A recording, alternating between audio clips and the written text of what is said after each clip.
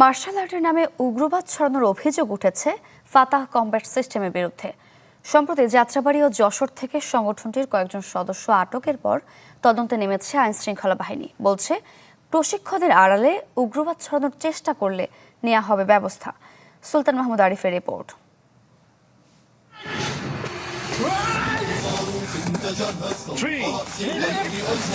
ক্যামেরার সামনে এমন সব কসরতের দেখা মেলে সামাজিক যোগাযোগ মাধ্যমে।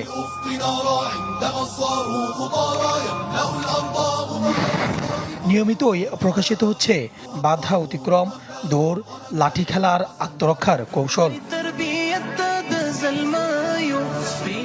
যারা ভিডিওগুলো আপলোড করছেন, কাগজ কলমে তাদের পরিচয় ইসলামী মূল্যবোধ ভিত্তিক সেলফ ডিফেন্স ও মার্শাল আর্ট প্রশিক্ষণ প্রতিষ্ঠান ফাতাহ কমব্যাট সিস্টেম। প্রতিষ্ঠানটির সাথে শুরুতে অনলাইনেই যোগাযোগ হয় আগ্রহীদের, পরে বিভিন্ন ধাপে দেওয়া হয় অফলাইন প্রশিক্ষণ। দেশের বিভিন্ন জেলায় রয়েছে শাখাও। আমাদের কোনো মুসলিম ভাই তারা যেন কুফফারদের চক্রান্ত দিয়ে আতঙ্কিত না হয়।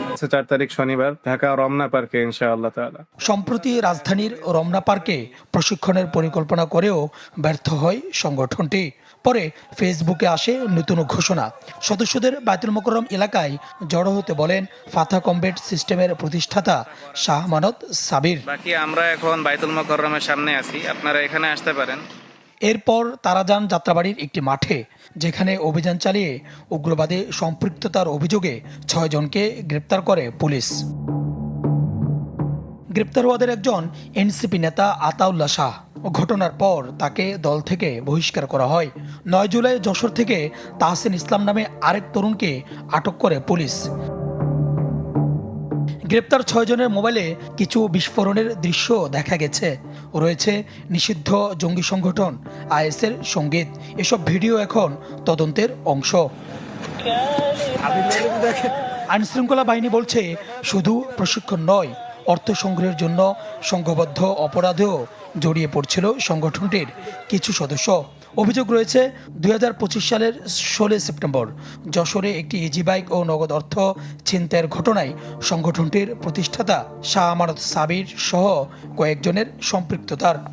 সবসময়ই গোয়েন্দা নজরদারির মধ্যে থাকে এবং আমরা যে কেউ যে কোনো ধরনের প্রশিক্ষণ দিতে পারি, কিন্তু প্রশিক্ষণের যদি ভিন্ন কোনো উদ্দেশ্য থাকে এবং প্রশিক্ষণের সাথে জড়িত ব্যক্তিদের যদি অতীতের কর্মকাণ্ড যদি সন্দেহজনক হয়, আমরা সাথে সাথেই ব্যবস্থা নিই।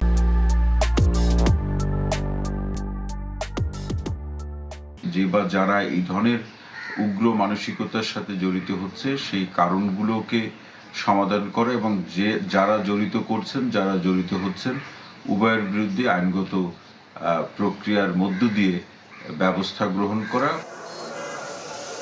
সম্প্রতি রাজধানী সহ দেশের কয়েকটি স্থানে আরবি হরফে লেখা বিভিন্ন পতাকা টানানোর ঘটনাও ঘটছে। বিষয়টি নজরদারিতে রয়েছে বলে দাবি পুলিশের। এই পতাকা উড়ানোর প্রেক্ষিতে কেউ যদি অন্য কোনো মতবাদ বা অন্য কোনো উদ্দেশ্য থাকে এবং কিংবা আইন শৃঙ্খলা পরিস্থিতির অবনতি করার আশঙ্কা থাকে, সেক্ষেত্রে আমরা অবশ্যই ব্যবস্থা নিব। উগ্রবাদ কিংবা জঙ্গিবাদ ঠেকাতে বাসা বাড়ি ভাড়া দেওয়ার সময় নাম পরিচয় পুরোপুরি নিশ্চিত হওয়ার পরামর্শ আইনশৃঙ্খলা বাহিনীর। কাউকে আপনি বাসা ভাড়া দিচ্ছেন, একটু এনআইডি কিংবা যে কোনো ধরনের পরিচয়পত্র যদি একটু চেক করে। সুলতান মাহমুদ আরিফ, চ্যানেল 24, ঢাকা।